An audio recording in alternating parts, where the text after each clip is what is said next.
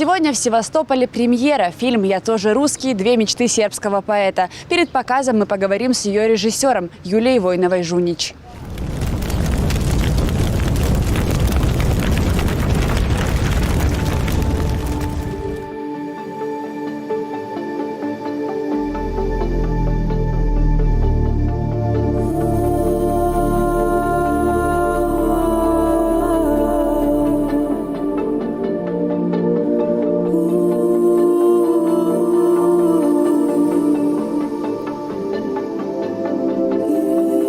Юлия, расскажите о вашей творческой деятельности, когда вы поняли, что хотите стать режиссером? Ну, собственно, у меня по генетике были творческие люди. Дедушка мой Николай Волков, поэт, известный на Донеччине. Вот. Много преподавателей. Вот. Дедушка рисовал прекрасно, играл на трубе. И у меня способности с детства начали проявляться творческие. Потом так постепенно, когда нужно было определяться в профессии, мне мой дедушка, опять же, Николай Константинович, говорит: Юль, попробуй себя в журналистике. Вот там вот в местной газете нужен корреспондент, сходи. Вот. И я это и сделала. Стала корреспондентом, писала статьи, репортажи делала. И потом, когда был объявлен конкурс исполнителей ролей в телесериале и сценаристов на Донецком областном государственном телевидении, я прошла по этому конкурсу, по двум этим параметрам.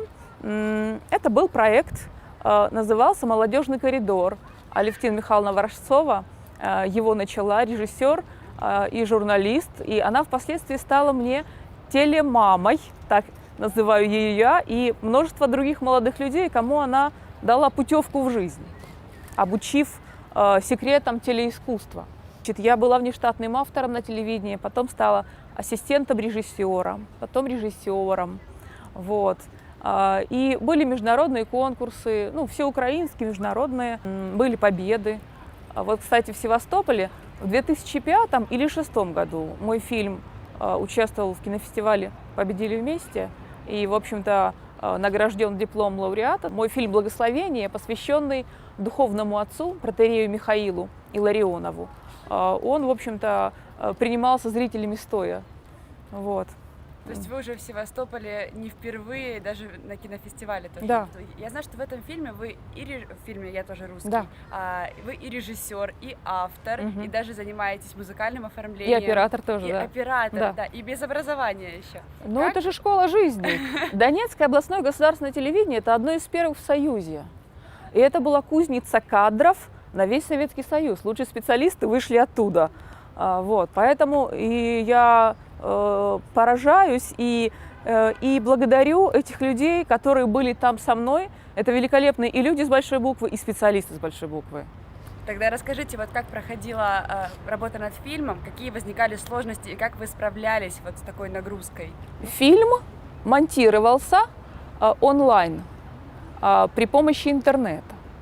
Значит, я была в Сербской Республике, а монтировал иеромонах в Боровском монастыре. Отец Роман Кропотов, значит, он насельник Боровского монастыря, это в России, и я ему дала монтажный лист, сценарий, там, расшифровки, раскадровки, все очень подробно. Освобождались от дневных трудов по вечерам, мы включали скайп, вот, эти все бумаги перед ним, то есть передо мной, и он все выполнял по ходу и спрашивал так или нет. Говорит: вот тут чуть подвинуть, тут немного так, тут да, тут прекрасно. Звук фильма, когда уже все было смонтировано, монтировался в Донецке под обстрелами. Вот, моим давним другом и коллегой Василием Копьевым. Вот.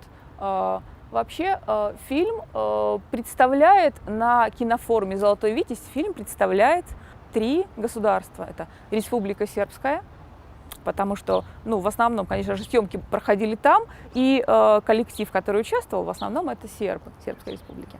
Вот. Донецкая Народная Республика. Это вторая страна. Вот. Потому что это ваша родина. Да, это моя родина малая. И третья страна – это Россия, конечно же, потому что это большая родина. Ну, получается, 3 родины теперь у меня, да. Сербская республика – это моя новая родина, поскольку там супруг и мы живем. И я, конечно же, очень люблю сербов и эту землю. И хотелось бы поговорить о фильме. В первую очередь, конечно, о главном герое. Расскажите, я так понимаю, что это биографический фильм, и он о поэте из Сербии. Да. Ну, это фильм-очерк о поэте сербском Любомире Поповиче. Любомир – это значит «любящий мир».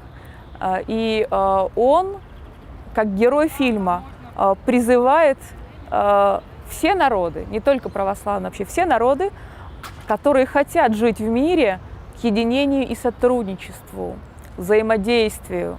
Более 25 лет прожил в России. Попал чудесным образом. Вообще он всегда боготворил Есенина как поэта. И когда он попал в Россию, вот именно у него машина сломалась в том месте, где родился Сергей Есенин. Вот. И как бы вы... привела. Да, привела судьба, конечно. Юль, скажите, какие все-таки они 2 мечты сербского поэта? Он лелеет надежду, что все-таки русские, сербы и Сербская республика будут как 3 брата, 3 богатыря, жить и помогать другим народам мира. Спасибо вам большое, Юлия, за ваше интервью. Очень было интересно с вами пообщаться. И я так понимаю, что наши зрители тоже смогут увидеть ваш фильм.